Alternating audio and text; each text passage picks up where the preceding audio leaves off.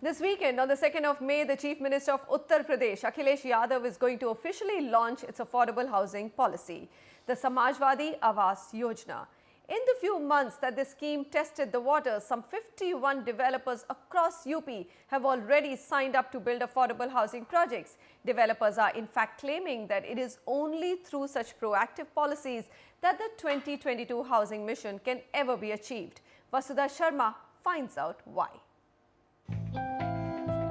6 crore Pakka houses by the year 2022. This challenging goal set by the central government has driven various states to rethink their housing schemes.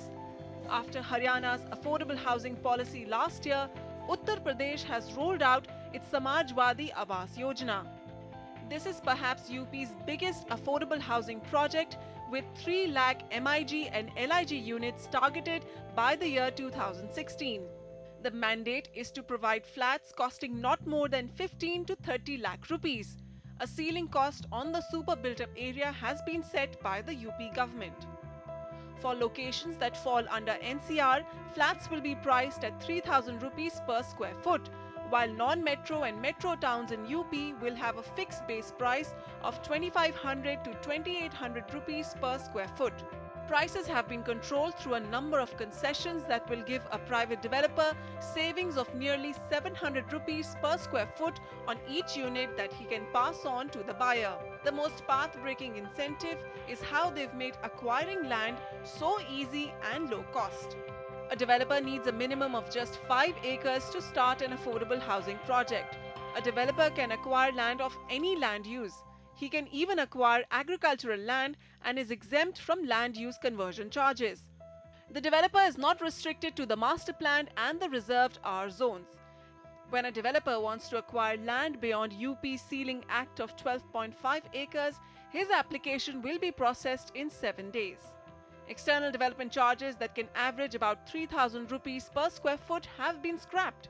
Buyers also do not have to pay any stamp duty on their unit. Ground coverage, density, FSI and FAR have all been liberalized to pack in more units in each complex. The Ghaziabad Development Authority, who lent its inputs in drawing the Samajwadi Awas Yojana, says this policy is a step ahead than the others. अगर आप और state की policy उठा कर देखें, I won't name the states, तो उसमें जो है जो वो होता है, जो बायर होता है, बायर को टोटली एग्जम्प्ट नहीं किया है. हम यूपी की पॉलिसी में बायर को टोटली एग्जम्प्ट कर दिया है.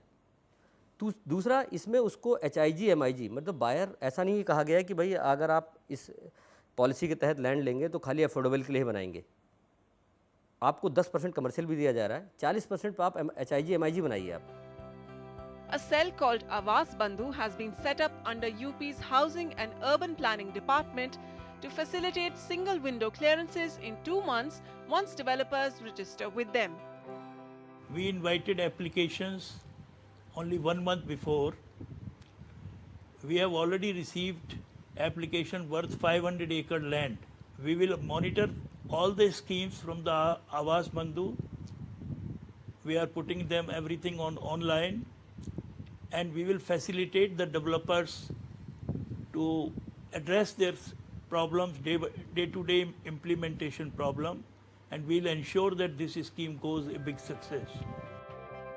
While private developers are enthused that a dedicated Awas Bandhu will provide them regulatory support, doubts remain.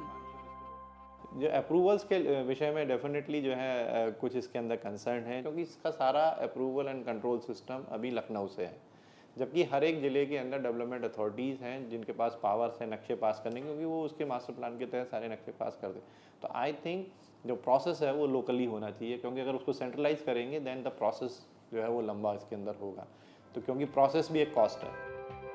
The only issue to iron out now is providing organized finance to low-income home buyers who are overlooked by the housing finance industry due to their lack of credit history. Vasudha Sharma, NDTV.